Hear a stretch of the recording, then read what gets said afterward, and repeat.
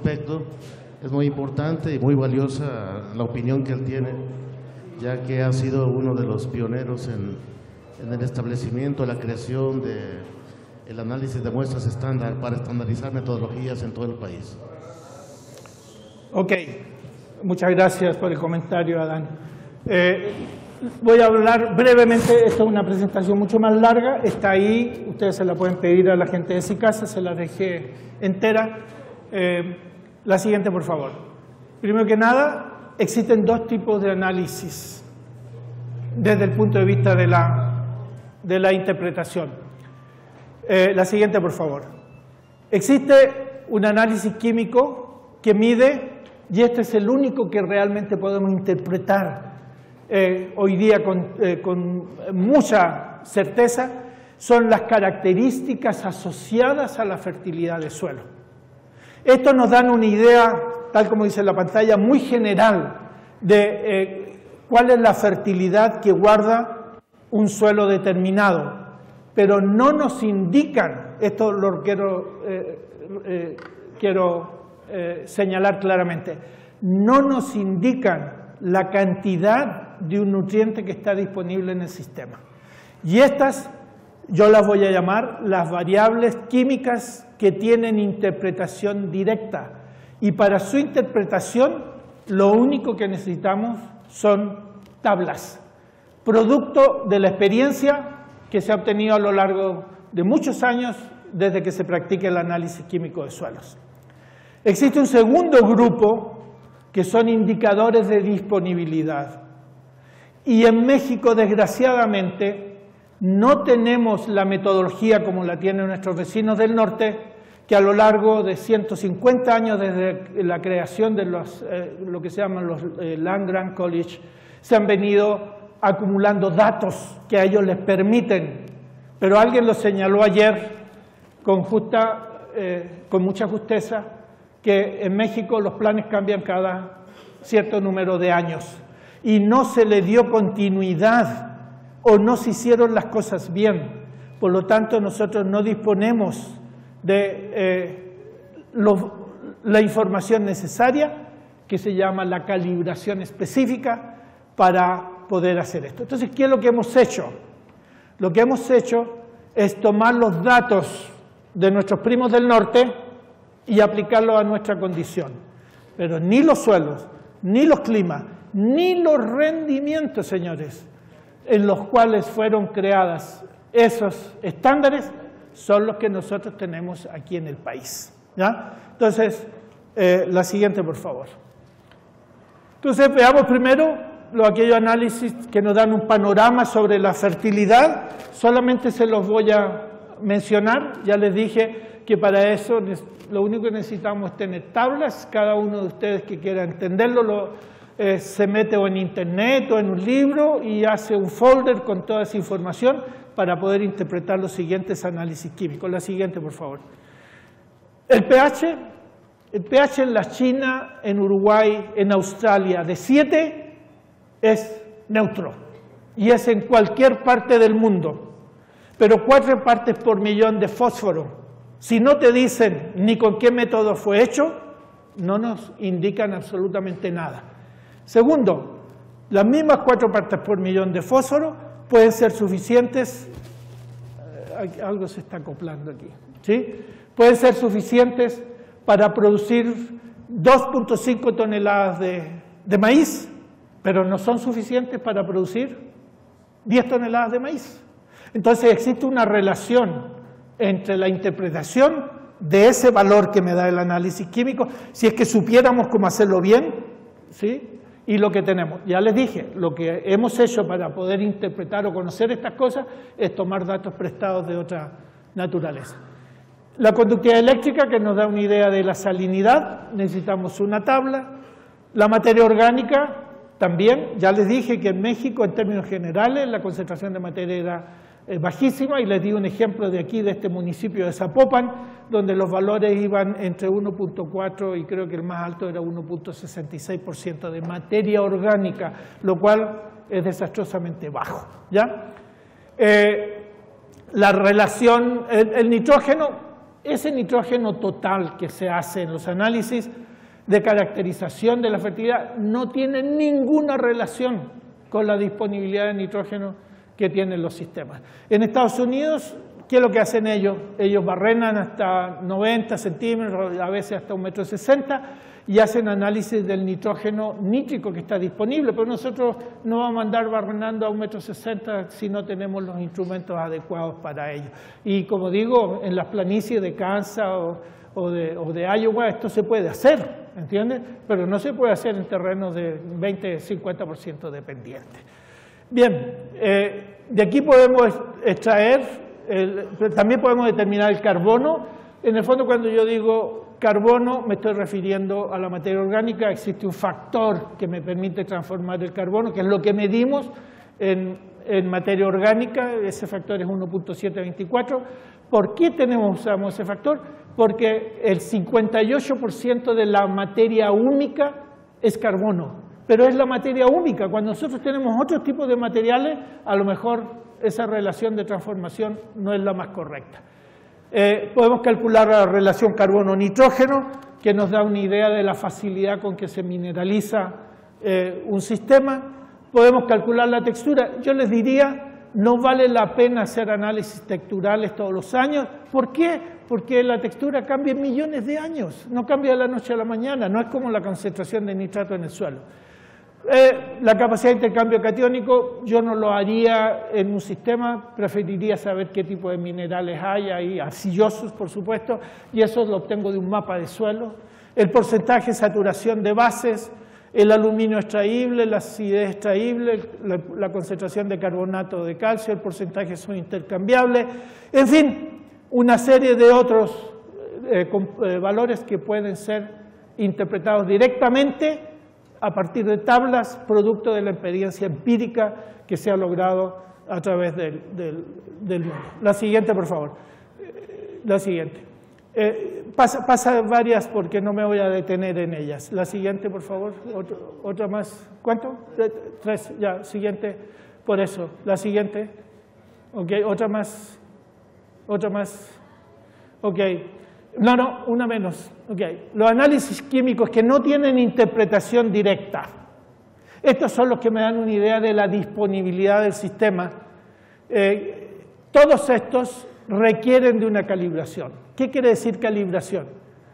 Que la solución química extractora que yo estoy utilizando para hacer un análisis se usa para disolver una porción de este nutriente que puede estar disponible en el suelo y que hipotéticamente puede estar disponible para la planta. Para poder saber de eso, primero yo tengo que seleccionar el mejor método, y eso se llama que el procedimiento tiene que ser correlacionado, la técnica tiene que ser correlacionada con lo que la planta puede absorber. Y segundo, que tiene que ser calibrada. ¿Qué quiere decir calibrada?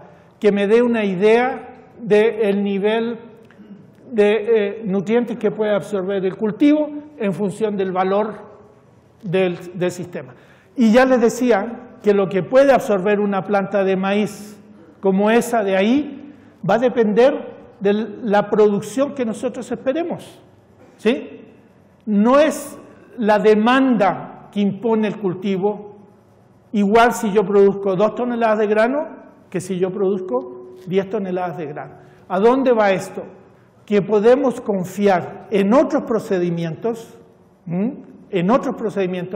que están basados en el entendimiento de la fisiología de los cultivos, que están basados en el entendimiento de la química de los suelos, que están basados en el entendimiento de la manera como se desarrollan los cultivos.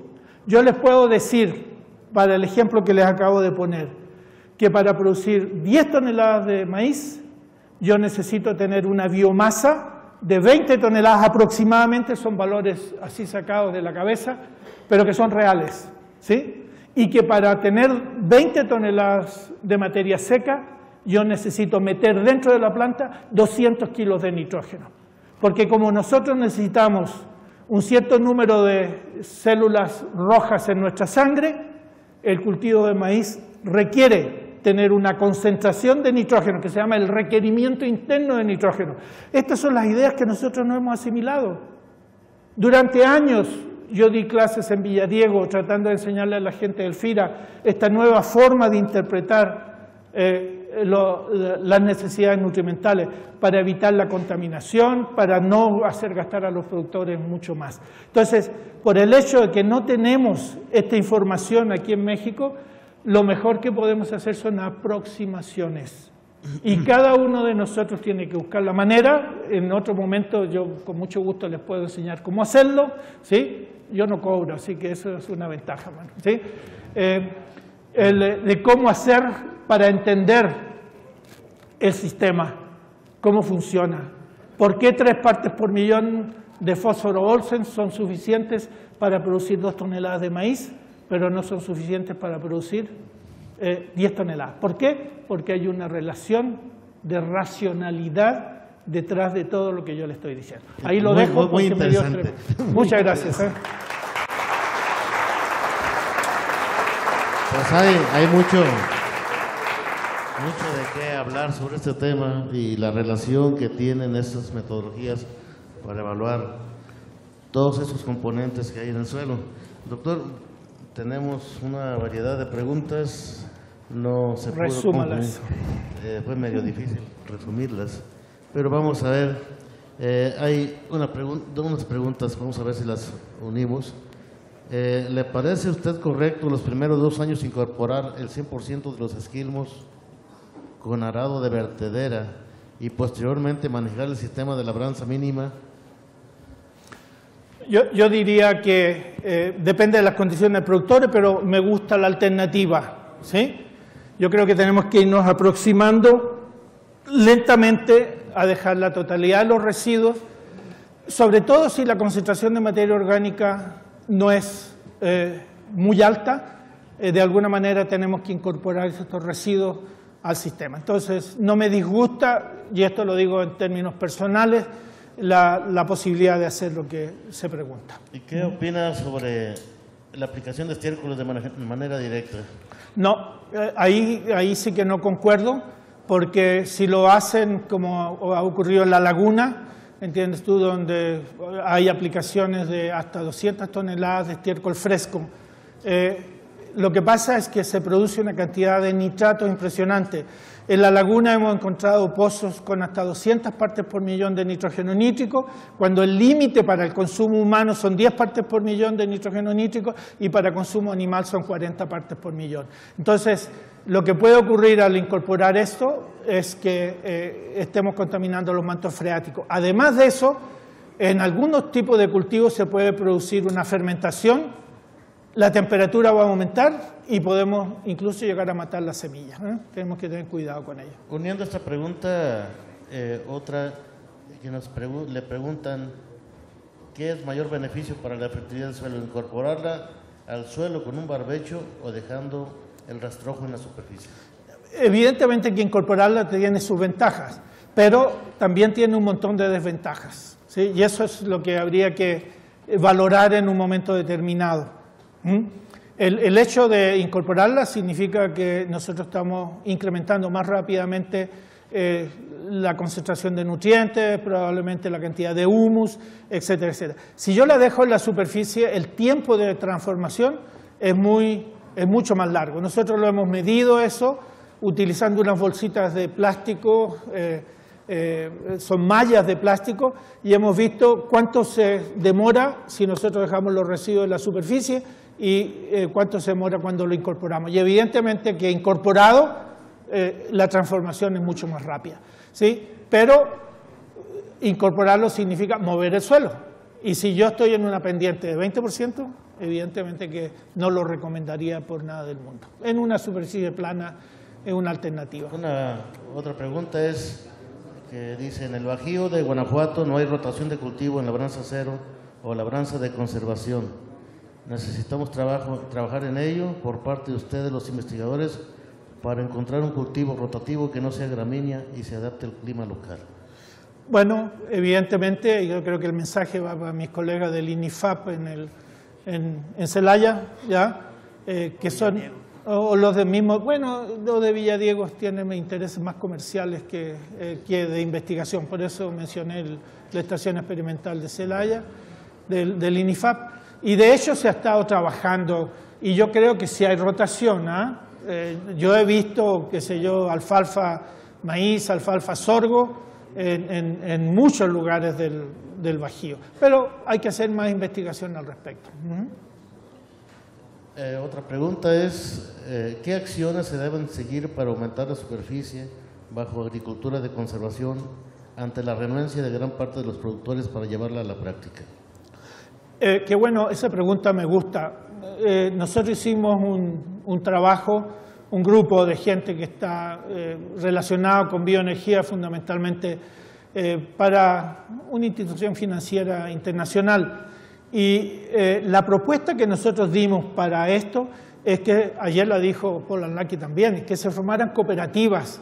Es decir, cada uno de ustedes no puede comprar, si es que tiene 5 o 10 hectáreas, toda la maquinaria linda que tenemos aquí afuera, ¿entiendes tú?, para hacer siembra directa, o tractores, etcétera, etcétera, sino que tienen que agruparse, tener una cooperativa y entre todos realizar. Y la respuesta o la solución que nosotros propusimos fuera que se diera por parte del Estado crédito a estas agrupaciones para que se hicieran estos pools de maquinaria y se compraran y se transformaran en un negocio. Esto no iba a ser gratis, ¿ya?, sino que se iba a cobrar por ello una tarifa adecuada. Tenemos 3 minutos, vamos a tratar de contestar otras preguntas. En los sistemas maíz, frijol y otros cultivos básicos del ciclo corto, ¿puede la labranza de conservación ser una medida sustentable a pesar de la resistencia de los productores para evitar la degradación de los suelos de México en su contenido de materia orgánica? Bueno, hay como 3 o 4 preguntas implícitas en el sistema, ¿ya? Pero yo diría que cuando depende del tamaño de lo que estamos hablando, ¿sí? Estamos hablando de maíz, frijol y otras cosas. Y ¿no? otros cultivos. Y otros cultivos. Ya estamos hablando de un sistema de milpa prácticamente, ¿sí? Y evidentemente que en esas condiciones la situación se torna un poco más compleja. Pero yo diría que hay que hacer un esfuerzo. A lo mejor la milpa es en sí, si es que no retiramos todos los residuos, un sistema de labranza de conservación.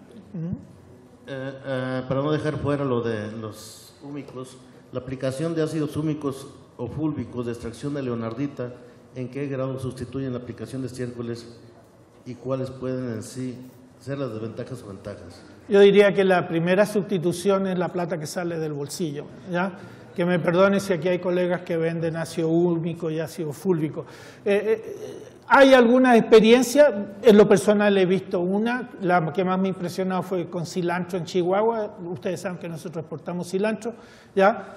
Pero es la única experiencia que yo, no quiero decir que no haya otra, he visto en mi vida de un efecto positivo de esto.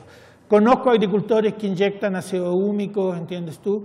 ¿Y por qué dice leonardita? Porque existe la creencia que los ácidos húmicos y fúlvicos provenientes de la leonardita son más efectivos que los provenientes de otras. Químicamente, ¿qué es lo que es ácido húmico, qué es ácido fúlvico? Les tengo que confesar que no lo sabe nadie. Recién estamos empezando a utilizar algunas tecnologías que nos permitan adentrarnos, pero la constitución íntima, o sea, las moléculas que construyen estas estructuras de los ácidos fúlvicos y los ácidos químicos son húmicos son exactamente las mismas. Son el tamaño las que cambian o el peso molecular de estas. Bueno, vamos a ver si es un poquito más corto. ¿Qué efectos puede ocasionar el cambio climático en el suelo? ¿Qué opina de los maíces transgénicos? ¿Y qué daños ocasiona la planta tratadora de proyectos de Carlos Slim en el distrito 03? Voy a partir por la última. Yo creo que es el purificar ¿cómo se llama?, el agua que proviene de las ciudades es una obligación. O sea, no podemos seguir metiendo un montón de otras cosas. Yo creo que es casual que el señor Slim, que es el que tiene la plata, invirtió en esa cosa, pero lo podría haber hecho cualquier otro sistema. No estoy en desacuerdo, creo que es una necesidad y debíamos tener plantas de depuración, así como se llaman, en todas las ciudades mayores de 50.000 habitantes. ¿Por qué? Porque esos residuos que no tienen metales pesados, porque los que tienen metales pesados no sirven para el suelo, sí pueden ser utilizados como abonos orgánicos y son positivos. ¿La otra cuál es, rápidamente? El cambio climático. Bueno, el efecto del cambio climático en el suelo es más o menos importante. A tal extremo, como digo, estamos preocupados de estudiar la relación entre esto y la cantidad de carbono que hay. Más aún, déjame decirte que hay agricultores de la zona de Kansas y algunos estados vecinos en Estados Unidos que están recibiendo alrededor de $3 por hectárea por capturar el carbono, y eso se los pagan las empresas productoras de energía de Canadá. O sea, sí hay una relación. ¿Los transgénicos? Bueno, ya se ha hablado bastante, y esto es una opinión personal. Yo me adhiero a todo lo que dijo el antecesor en la ponencia anterior.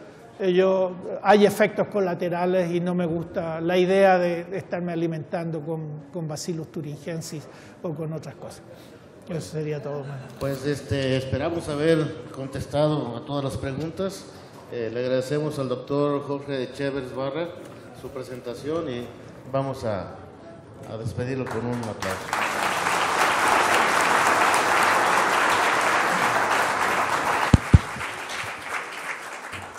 Bien, le voy a pedir por favor al productor Juan Quirós Rodríguez de Jaral del Progreso, Guanajuato, nos haga el favor de acompañarnos acá enfrente para que sea el portador del presente por el agradecimiento de su conferencia al doctor Jorge Echevers Barra.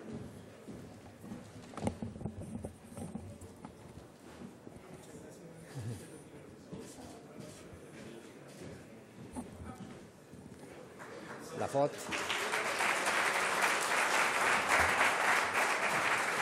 Y permítenos.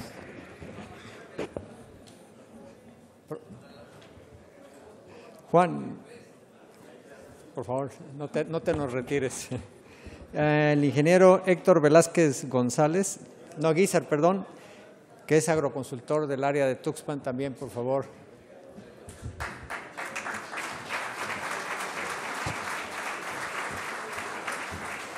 Vas a ser el portador del agradecimiento para el doctor Adán.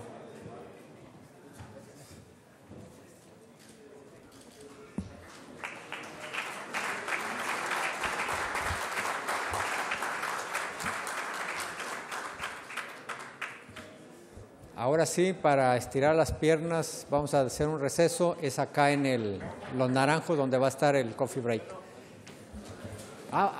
Perdón, me equivoqué, sacarse en el área de la alberca.